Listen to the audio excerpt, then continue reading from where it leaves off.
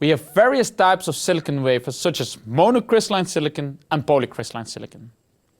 In this block I will give an answer to the question, how do we make these various types of silicon? How can we make the silicon material pure? The lowest quality of silicon is the so-called metallurgical silicon. The source material of making metallurgical silicon is quartzite. Quartzite is a rock of pure silicon oxide. In the next animation, the process of making metallurgical silicon out of quartzite is shown. During the production, the silicon is purified by removing the oxide. This happens in a submerged electro-arc furnace. The quartzite is moved into the furnace where it is melted. Using an electrode, the quartzite is heated up to a temperature around 1900 degrees Celsius. The molten quartzite is mixed with carbon. Carbon source is a mixture of coal, coke and wood chips. The carbon reacts with the silicon oxide. I won't discuss the details of the reaction, which is rather complex, but the result is that the oxygen is leaving the furnace as carbon monoxide. The molten silicon that is formed is drawn off the furnace and solidified. The purity of metallurgic silicon is around 98 up to 99%. 70% of the worldwide produced metallurgical silicon is used in the aluminum casting industry to make aluminum silicon alloy parts which are used in the automotive engine blocks. The other 30% is being used to make a variety of chemical products like silicones. Only around 1% of the metallurgical silicon is used to make electronic grade silicon. The silicon material with the next level of purity is called polysilicon.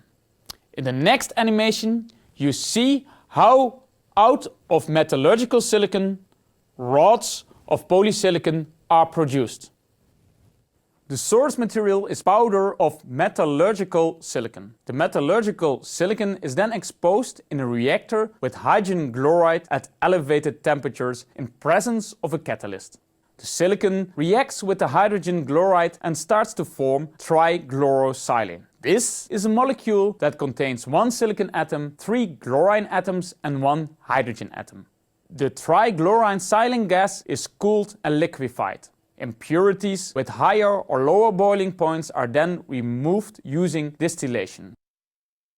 The purified trichlorosilane is evaporized again in a different reactor and mixed with hydrogen gas. Trichlorosilane reacts with the hot rods, which are at a high temperature of 850 up to 1050 degrees Celsius. The silicon atoms are deposited on the rod, whereas the chlorine and hydrogen atoms are dissolved from the surface of the rod back into the gas phase. As a result, a pure silicon material is grown, and this deposition method is called chemical vapor deposition. As the exhaust gas still contains chlorosilanes and hydrogen, these gases are recycled and used again.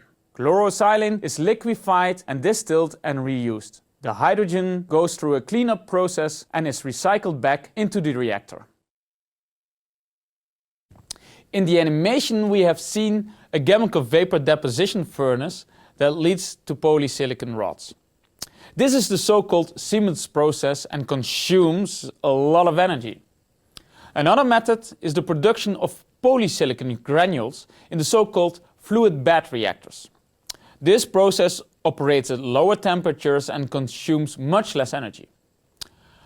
Polycrystalline silicon can have an impurity as high as 99.9999%, or in other words, 1 out of 1 million atoms is not a silicon atom. Last, I would like to mention an alternative approach, that of upgraded metallurgical silicon. In this process, metallurgical silicon is chemically refined by blowing gases through the silicon melt, removing the impurities. Although this processing is cheap, the purity of its silicon is not as high as the Siemens or the fluid bed reactor approach. The next step is making wafers out of the polysilicon. But first, we consider two methods to make monocrystalline silicon ingots. Ingots are large blocks of crystalline silicon. The monocrystalline ingots are solids that consist of one big crystal. In the next animation, you will be introduced to the Czochralski processing method.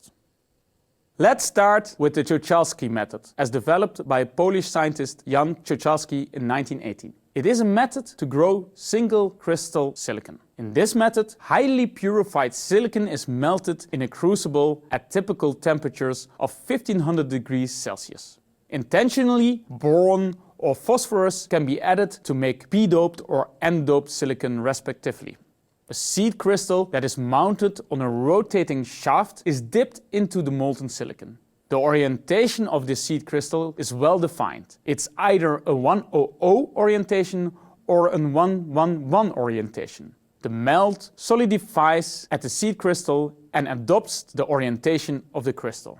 Crystal is rotating and pulled upwards, allowing the formation of a large single crystal cylindrical column from the melt. This big single crystalline silicon block is called an ingot.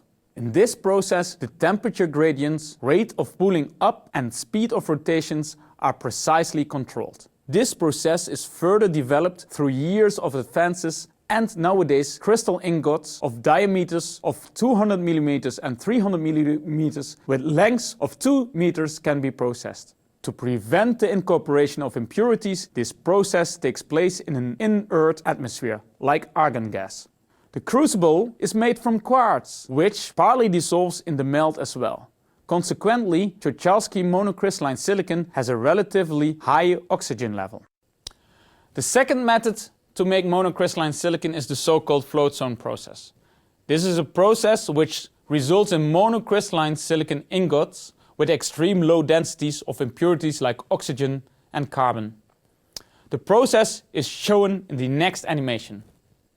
The source material is a polycrystalline rod as processed in the earlier mentioned Siemens process.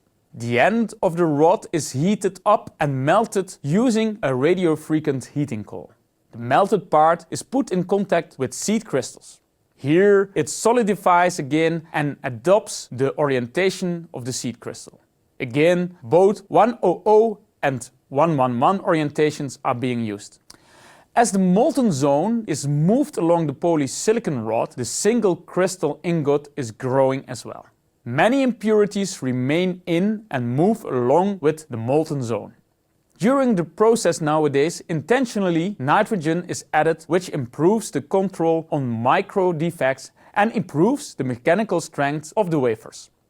The advantage of float zone technique is that the molten silicon is not in contact with other materials like quartz, as in the Czochralski method. In the float zone process, the molten silicon is only in contact with the inert gas like argon. The silicon can be doped by adding doping gases like diborane and phosphine to the inert gas to get p-doped and n-doped silicon respectively. The diameter of float zone ingot is generally not larger than 150 mm, as the size is limited by the surface tensions during the growth. Next to monocrystalline silicon ingots, multicrystalline silicon ingots can be processed as well, as you can see in the next animation. Multicrystalline and polycrystalline silicon consist of many small crystalline grains. This can be made by melting highly purified silicon in a dedicated crucible and pouring the molten silicon in a cubic-shaped growth crucible. Here, the molten silicon solidifies into multicrystalline ingots. This process is called silicon casting. If the melting and the solidification occurs in the same crucible, it is referred to as directional solidification. The cross-section of a multicrystalline ingot can go up to 70 by 70 centimeters and the height is typically 25 centimeters. Now we know how to produce monocrystalline and multicrystalline ingots. How do we make wafers out of them? The answer is sawing, as you can see in the next animation. A disadvantage of the sawing step is that we waste a significant fraction of the silicon as a kerf loss. The kerf loss is usually determined by the thickness of the wire or saw used for sawing and is in the order of 100 microns of silicon. This is a large fraction of the ingot if we consider that typical crystalline silicon wafers used in solar cell nowadays are in the order of 150 up to 200 microns. Sewing will logically damage the surface of the wafers, so this processing step is followed by a polishing step.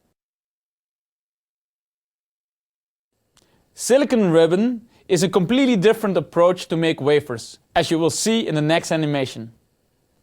Silicon ribbon does not face the problem of curve losses, due to the simple reason that it does not include a sewing step. Silicon ribbon is the last processing method I would like to discuss. Silicon ribbon is based on a high temperature resistant string which is pulled up from a silicon melt. The silicon solidifies on the string and a sheet of crystalline silicon is pulled out of the melt like this. The ribbon is then cut into wafers. The surface is further treated before they are further processed into solar cells. The electronic quality of ribbon silicon is not as good as that of monocrystalline silicon. Summarized, we have discussed how out of quartzite we first make metallurgical silicon and then polysilicon. Monocrystalline ingots are made using either the Czochralski or the float zone process. Multicrystalline ingots are made using a casting method. Wafers are being made by sawing these ingots. A method which does not have any curve losses is the so-called ribbon silicon approach. Now we know how we make the wafers. Let's make solar cells out of them. We will discuss the design rules in the next block.